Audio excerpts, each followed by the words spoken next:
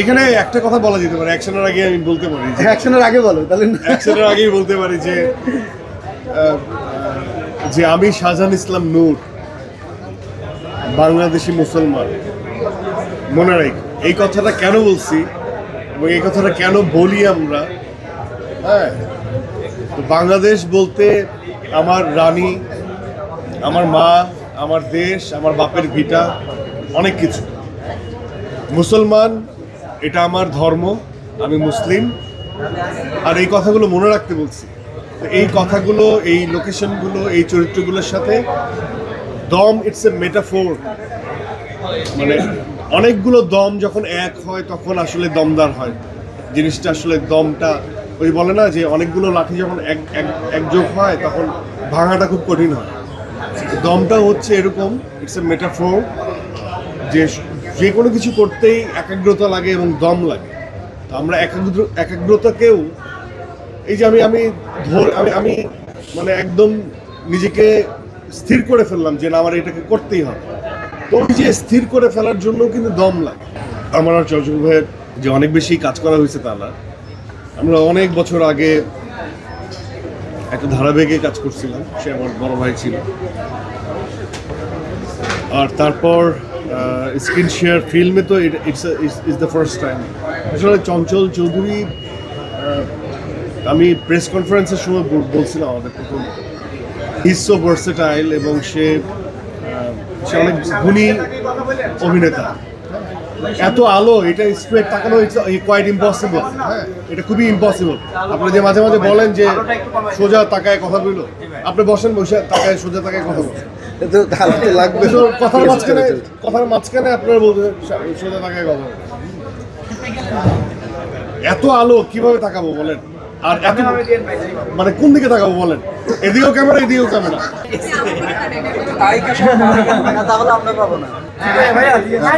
চঞ্চল চৌধুরী সম্পর্কে আমি as a performer আমি আসলে কি বলবো, আপনারা সবাই জানেন খুবই প্রতিষ্ঠিত এবং খুবই প্রফেশনাল একজন অ্যাক্টর, যে দীর্ঘদিন ধরে আমাদের ইন্ডাস্ট্রিকে সার্ভ করে যাচ্ছে। এবং তার সাথে আমার এই প্রথম সিনেমাতে screen share, and as a co artist খুবই ভালো।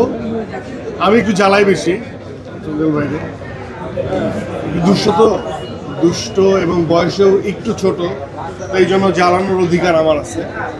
ঈদকে কেন্দ্র করে আমার ঈদের সময় আসলে পরিবারের সাথেই সময় কাটানো হয়। আর সিনেমায় কাজ করার সুবাদে আমার অসম্ভব রকম কি বলবো ফাঁকা সময় থাকে। তো নাটকের সময় আমরা যেটা করতাম 24/7 আসলে নাটক নিয়ে দৌড়াদৌড়ি করতাম, প্রত্যেক দিনই নাটকের কাজ থাকতো এবং ঈদের সময় অনেক বাজে প্রেশার থাকতো। তো এরপরে যখন লাইফে একটু স্থিরতা আসছে, সিনেমা করি, তো আর এন্ডোর্সমেন্টে কাজ করি, বিভিন্ন ব্র্যান্ডের হয়ে কাজ করি, তো আমার পরিবার খুব খুশি, এখন অনেক বেশি সময় পায়। এবং শুধু ঈদ না, ঈদ ছাড়াও প্রতিদিনই আমি চাই পরিবারের সাথে,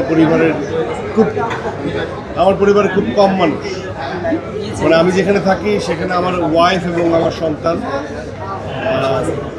আমার মাও আসে, আমার শ্বশুর শাশুড়ি আসা যাওয়ার মধ্যে থাকে। সো আমার পরিবারকে সময় দেওয়া হয় এবং প্রচুর সময় দিতে পারি। আমি আগেও বলেছি যে প্রত্যেকটা ইন্ডিভিজুয়াল মানুষ ইন্ডিভিজুয়াল পারপাস নিয়ে আসে।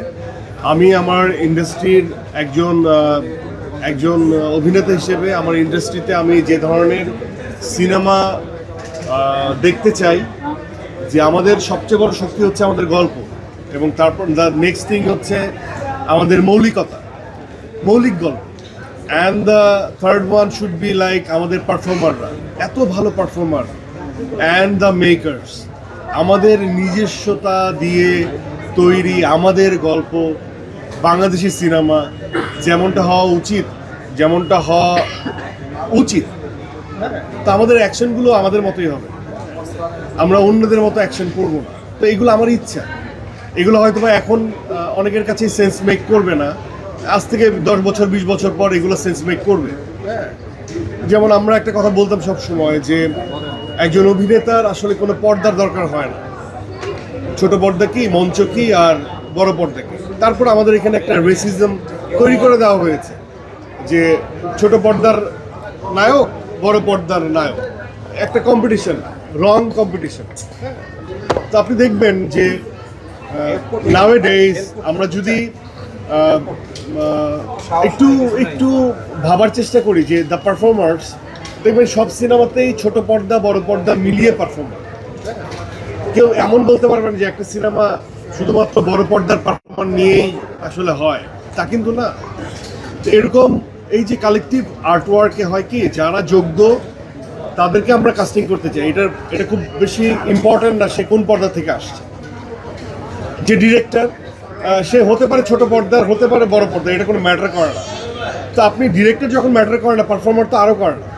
হ্যাঁ, তো এই যে জার্নালিস্টের ক্ষেত্রেও বড় পর্দার জার্নালিস্ট আগে আলাদা ছিল, ছোট পর্দার জার্নালিস্ট আলাদা ছিল। হ্যাঁ, তো এই যে আমরা নিজেরা একটা ভাগ করে দিচ্ছি, এটা হয় কি আমাদের ইন্ডাস্ট্রির লস হয়, আমাদের ইন্ডাস্ট্রি অনেক পিছিয়ে যায়। হ্যাঁ, তো এটা তখন একটা অন্যরকম পরিণত হয়। তো আমি এই ফিলোসফি অনেক আগে বলছি যে ছোট পর্দা বড় পর্দা আসলে ম্যাটার করে না একজন অভিনয়ের। এবং এই ফিলোসফির কথাও আমি বলতে চাই যে আমার যেটা ফিল হয় যে অ্যাকশন ওরিয়েন্টেড যে সিনেমা, এটা আমাদের বাংলাদেশের সিনেমা মনে হতে হবে যে this is our Bangladeshi action. হ্যাঁ, বাংলা অ্যাকশন কি কম ফাটাফাটি হইতে পারে না? এটা তো এমন না। কিন্তু এই যে কিছু কনভেনশনাল ওয়েতে করা অ্যাকশন আমার কাছে খুব বোরিং লাগে। অ্যাজ এ অডিয়েন্স আমার কাছে খুবই ভালো লাগে না। হ্যাঁ, হতে পারে একটা ট্রেন্ডি বা একটা ফর্মে, এটা আমার ব্যক্তিগত পছন্দ। হয়তো বা পূজার সেটা নাও একমত হতে পারে, হয়তো বা রনি সেটা একমত নাও হতে পারে। কিন্তু আমার দায়িত্ববোধের জায়গা থেকে আমি বাংলা সিনেমা ইন্ডাস্ট্রি আর মিডিয়া ইন্ডাস্ট্রির একজন মানুষ হিসেবে আমারও কিছু ব্যক্তিগত ইচ্ছা আছে। সেই ইচ্ছার উপরেই কাজ করে আমার পরপর এই 3টে সিনেমা এরকম আসে। তো আমি অবশ্যই অ্যাকশন করবো। অ্যাকশনকে আমি ছোটবেলা থেকে অ্যাকশন সিনেমা থেকে বড় হয়েছি, বিশেষ করে সিনেমা দেখে। তো আমার কাছে অনেক সময় এগুলো করো, একটা স্বপ্নের দৃশ্য থাকুক, স্বপ্ন দৃশ্য করো। হ্যাঁ, তো আমার কাছে এগুলো ক্লিশে লাগে। আর এগুলো আমি বললেও অনেক সময় হয় কি, আমি একটা কথা বললাম সেটা আরেকজনের উপর নিয়ে ফেলে দেয়, উনি কি বললেন ওনাকে নিয়ে। আমি কাউকে নিয়ে বলি না, যার যার পারপাস সে ডান করবে। এক একজনের সমসাময়িক সময় আমাকে অনেকের সাথে মিলানো হয়, অনেকের সাথে প্রতিযোগী হিসেবে দেখানো হয়। আমি কারো প্রতিযোগী না, কারো কম্পিটিটর না। অবশ্যই যোগ্য মানুষের সাথে আমার কম্পারিজন করলে I should enjoy and that should be. আমি বাংলাদেশের ফিল্ম ইন্ডাস্ট্রিতে আমি খুবই নিউ কামার। আমার সবেমাত্র 3 নম্বর ছবি রিলিজ হলো। হ্যাঁ, এখনও অনেক দিন বাকি। তবে হ্যাঁ, নাটকের সুবাদে আমি অভিনয়ের সাথে সম্পৃক্ত আছি অনেকদিন ধরে, এই জন্য অনেক কিছু শিখতে পারছি। তো আমার কাছে মনে হয় যে আমার ফিল্ম নিয়ে আমার একটা ইমপ্রেশন আছে, একটা ভিশন আছে, আমি ওরকম দেখতে চাই। তো এমন কোনো কিছু করতে চাই না যেটা আমার না। আবার এমন কোনো কিছু করতে চাই না যেটা লাস্ট করবে না খুব বেশি দিন। হ্যাঁ, আমার মনে হয় যে পারফর্মার যদি ভালো হওয়া যায়, এটা নিউ জেনারেশন হোক বা যেই আসুক না কেন, তাদের জন্য আমি কিছু রেখে যেতে চাই। যে হয়তো বা উনি গল্প নির্ভর কাজই করতেন, পারফরমেন্স ওরিয়েন্টেড কাজে বেশি প্রাধান্য দিতেন। আর এটা আমার জন্য চ্যালেঞ্জ যে ভাই বলছেন, আমি আপনাকে অবশ্যই অ্যাপ্রিসিয়েট করি। আমিও নিজেও ভাবি যে আমি একটা দমদার অ্যাকশন ফিল্ম করব। সো ওইটার মধ্যে কষ্টটা আপনাদের রিফ্লেক্ট করবে। আমি কথা দিচ্ছি, আমি অ্যাকশন করলেও সেটার মধ্যে আপনারা দেখবেন ওইটার মধ্যে অন্য এফোর্ট আছে। সেটা শারীরিক কষ্ট হোক, শারীরিক শ্রম হোক, এরকম আর কি। We are looking forward. Eid ছাড়াও সিনেমা অনিয়ার করা হবে। Competition should be there. এবং ভক্তরা আসলে কারো কথাই শুনে না, শুনতে চায় না। একটা পর্যায়ে তারা পার্সোনালি নিয়ে নেয় সব কিছু। তো আমি আমার দর্শকদের বলতে পারবো যে দেখো, কম্পিটিশন, তোমরা যার ভক্ত তার মান সম্মান রক্ষার্থেও তোমরা যখন কম্পিটিশন নিয়ে কথা বলবা, তোমরা তো শিক্ষিত, তো তোমরা গল্প নিয়ে কথা বলবা, তোমরা গল্পের আন্ডারস্ট্যান্ডিং থেকে কথা বলবা যে তোমরা যার ভক্ত সে আসলে তার পারপাসটা কী, সে কেন আসছে এই ইন্ডাস্ট্রিতে, কী সার্ভ করতে চায়। আর যেগুলো নোংরামি সেগুলোর থেকে তোমরা দূরে থাকলে ভালো। আর তারপরে তোমাদের আসলে বলে লাভ হয় না, তোমরা যা খুশি তাই করতে থাকো। বাট দিনের শেষে আমার মনে হয় যে কোনো একটা বাজে কথা সেটাকে অনেক বেশি অ্যাকনোলেজ করার কিছু নাই। কারণ পৃথিবীতে অহেতুক বা ইললজিক্যাল কথা যারা বলে তারা আসলে অহেতুক বলে। তারা কেন বলে? অস্তিত্ব রক্ষার্থে, নিজেদের অস্তিত্ব টিকে রাখার জন্য।